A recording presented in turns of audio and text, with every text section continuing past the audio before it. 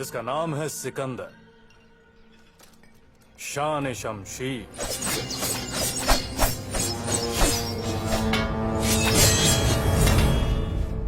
अद्भुत है ये शमशीर, लेकिन मुझे माफ करें असलम जी, हमारी रफ्तार के आगे नहीं टिकेगी। गुस्ताखी! बदन से बहा खून और तैश में बोली बात दोनों वापस नहीं आते कटप्पा। मेरी इस तलवार के सामने अपनी रफ्तार साबित करो।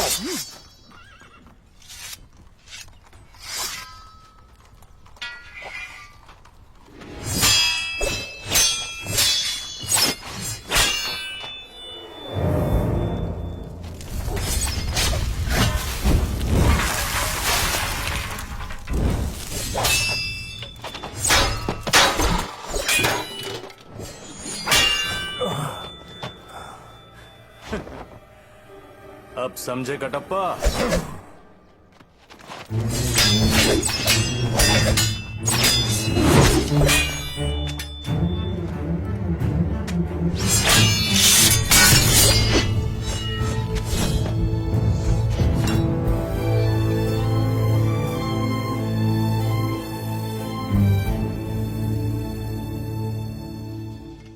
चीन, सीरिया, मंगोलिया, यूनान, पूरी दुनिया देख ली मैंने, लेकिन आप जैसा वीर नहीं देखा।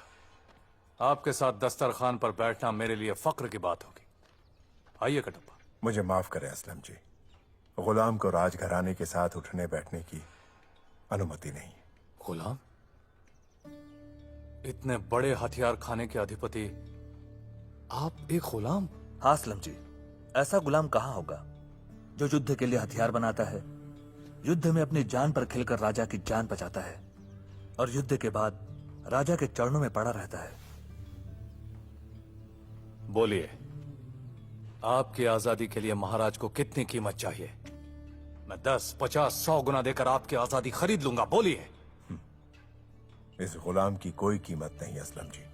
मेरे वंश में जन्म लेने वाला हर कोई माहिष्मती राज सिंहासन की गुलामी करेगा। ये मेरे पुरखों का वचन है। वचन देने वाले इस दुनिया में नहीं रहे और आप अब तक वचन देने वाले दुनिया में नहीं रहे, लेकिन उनका वचन आज भी है असलम जी। ये मिट्टी का ढेर अब इस मिट्टी की अमानत है। आपको देखकर पता चलता है कि वफादारी का भी एक चेहरा होता है कटप्पा। कभी कोई जरूरत पड़े तो भूलना नहीं कि दुनिया में आपका एक दोस्त भी है।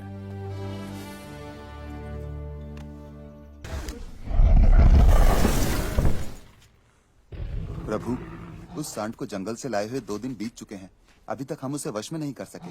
उससे टक्कर लेने में जान का खतरा। ओए महामंत्री, भल्लल देव से टकराना है तो एक नहीं 10 सांड बुलाने पड़ेंगे। आ जाइए आप।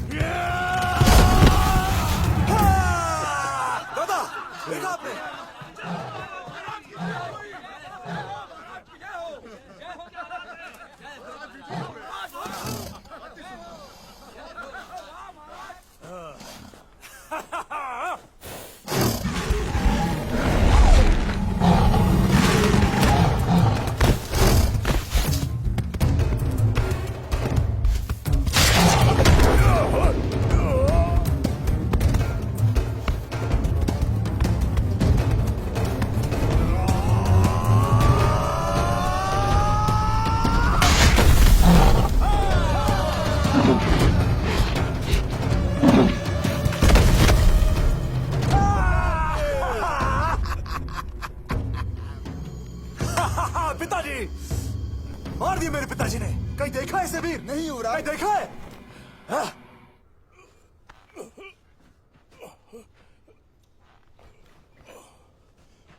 तुम्हारी निष्ठा देखकर मैं सच में हैरान हो जाता हूं कटप्पा। तुम्हारे मन में मेरे लिए कितना द्वेष है ये मैं जानता हूं, फिर भी अपने प्राण संकट में डालकर मेरी रक्षा करते हो। कैसे कटप्पा, कैसे करते हो तुम ये? ठीक है, मांगो, क्या मांगते हो? जो भी चाहो। प्रभु, मेरी एक ही विनती है। 25 सालों से देव सेना दंड सह रही है, उन्हें मुक्त कर दीजिए।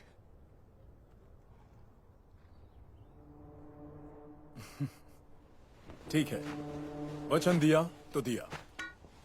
जाओ, देव सेना को मारकर उसे मुक्त कर दो। मृत्यु से बड़ी मुक्ति और क्या हो सकती है कटप्पा? हाँ? जाओ। नहीं तो फिर भुगतने दो। 25 साल नहीं, अंतिम सांस तक भुगतने दो।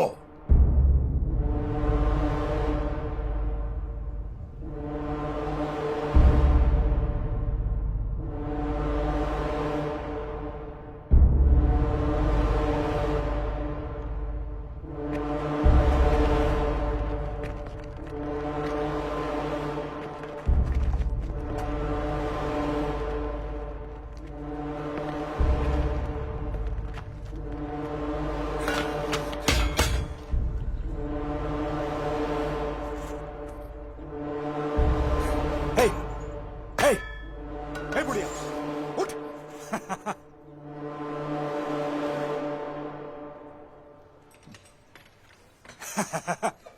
हे, उठ।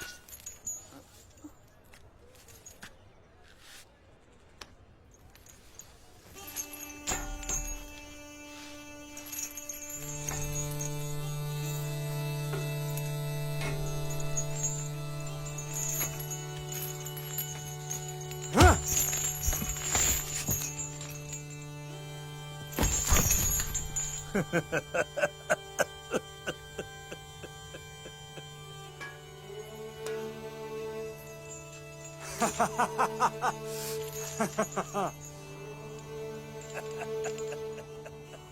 क्यों देवसेना, तुम पर होने वाले जुल्म में कोई कमी तो नहीं रह गई? तुमने मुझे ठुकराया और उसको चाहा। अब बताओ, कहां है वो? एक बात पूछता हूं, सच बताना देवसेना।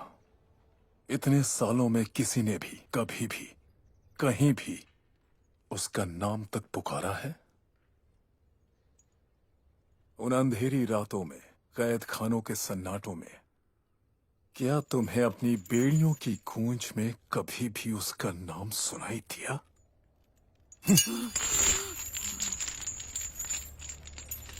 नहीं। माहिष्मति भूल चुका है देवसेना। उसका नाम सिर्फ जुबानों से नहीं, यादों से भी मिट चुका है। इस राज्य में सिर्फ 2 लोग उसका नाम लेते हैं, तुम और मैं। तुम की अपनी मौत से पहले उसे आखिरी बार देख पाओ, मैं ताकि एक बार और उसे अपने हाथों से मार पाऊं। दोनों की इच्छाएं अधूरी हैं।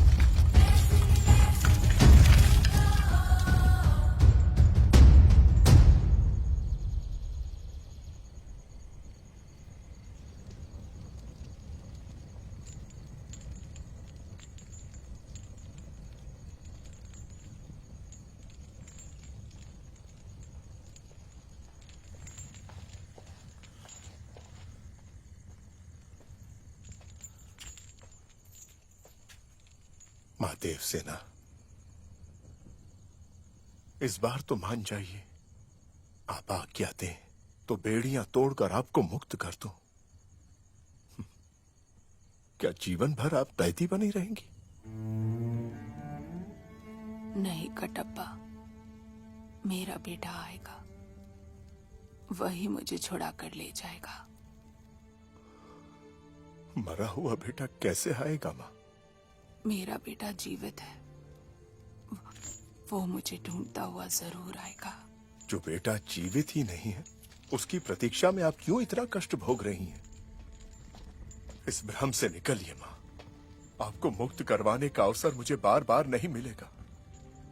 रात के पहरेदार किसी भी समय यहां आ जाएंगे। मान जाइए, मान जाइए मां। मैं आपसे विनती कर रहा हूं, और आप ये क्या पागलपन कर रही हैं?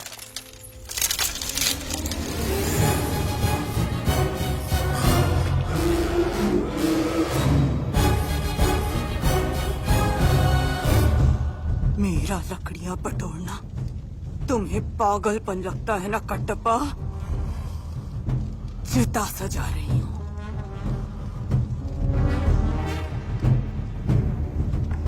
भल्लाल देव का रक्त, प्राण, हड्डियां, शरीर सबको भस्म करने के लिए चिता सजा रही हूं। मेरा बेटा आएगा और उस दरिंदे को खींचकर इस चिता पर लिटाएगा। मेरा बेटा उस भलाल देव की चिता को मेरे हाथों से अग्नि दिलाएगा। मृत्यु के भय से जब वो चिल्लाएगा तो माहिष्मती महल की दीवारें दहल उठेंगी। मेरा बेटा आएगा।